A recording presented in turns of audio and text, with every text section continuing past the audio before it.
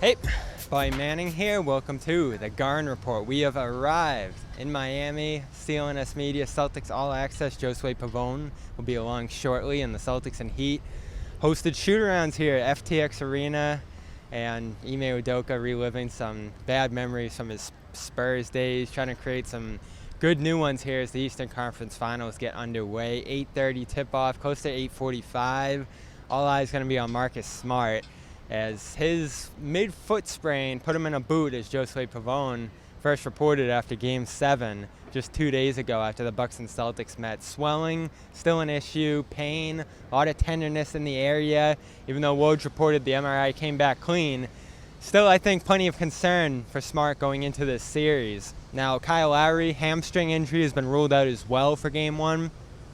So there's a chance that those even out. But as Eric Spoelstra talked about this morning, they've been used to Lowry's absence. Gabe Vincent has filled in those minutes well. Jimmy Butler, Tyler Hero. There's a variety of creators on both sides here. And the Celtics have depth as well to fill in for Smart's absence. Derek White would step right into that role. Peyton Pritchard had a huge Game 7. But in terms of reuniting the starting lineup that's been rock solid defensively, and when you think of these two teams, as we get into a preview here, and how good both of them are on that side of the ball, any little edge, any little loss on either side can be a big factor.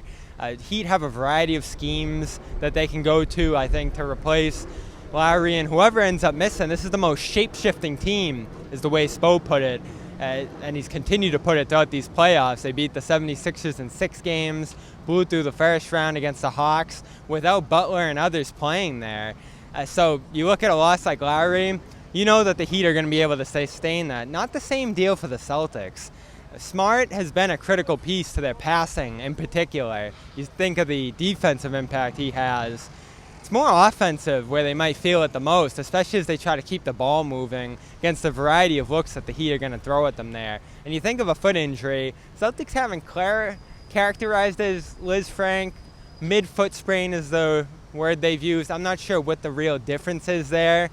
Dr. Flynn over at Boston Sports Journal did characterize it as that, so I think there's an interchangeability when it comes to those designations if she was going to make that leap and call it that. A very concerning injury. Don't love that it's in a boot. Don't love that there's still the swelling and the pain and a variety of treatments being put to use, as Ime Udoka talked about this morning, to try to get him ready for game time here. It's tough to tell, and with an injury like that, if it is severe enough, you worry about his presence in the series at all, never mind tonight. Now, severity is the key there. If it's a low severity foot injury, maybe he's able to play through it. They put the device in his shoe and he gets support that way, and he just has to grit through the pain. That's certainly something Smart will have to do. Ime said that he suffered it on that faceplant injury, and I think John and Jimmy are going to have to owe Josue an apology, Cam, on that one. It did come when he fell over Giannis there, defending him in the post, as Giannis kind of came up and underneath him. Foot bent backwards, and he played through it the rest of the game. So that gives you an indication that Smart can play through some pain here, as he did in Game 7 to close that one out. Looking pretty good doing it. But you lose that adrenaline over the 2 days. Every other day now in this series, it's a big factor. Robert Williams we're looking at as well here. Knee bruise, bone bruise in the knee. That's not something you want to hear, even if he's able to play through it. Udoka said yesterday he's fine in his session after practice. Feels like he's going to go back to his role, no minute restriction. But how does he look? Got a quick glimpse at him in shoot-around before Game 7. He ultimately didn't play in that game at all.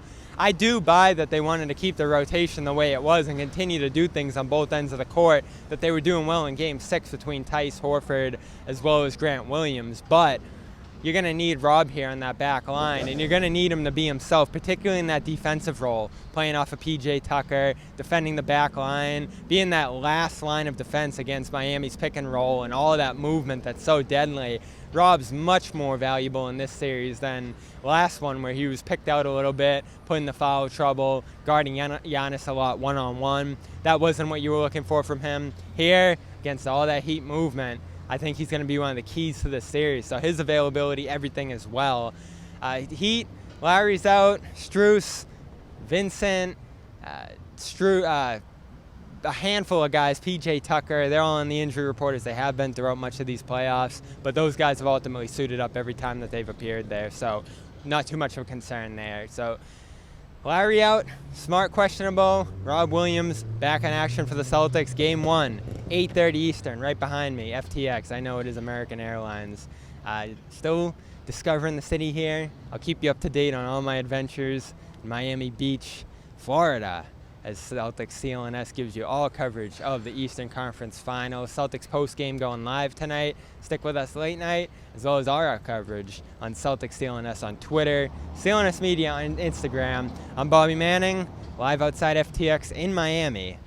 Check out our preview on Celtics All Access, and of course subscribe there for Celtics post-game after the show as well.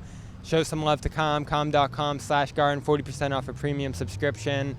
This series, it's still a calm before the storm right now, but you're going to have to get back to that calm place after Game 1, I'd imagine. Very physical, gritty series ahead, a lot of close games.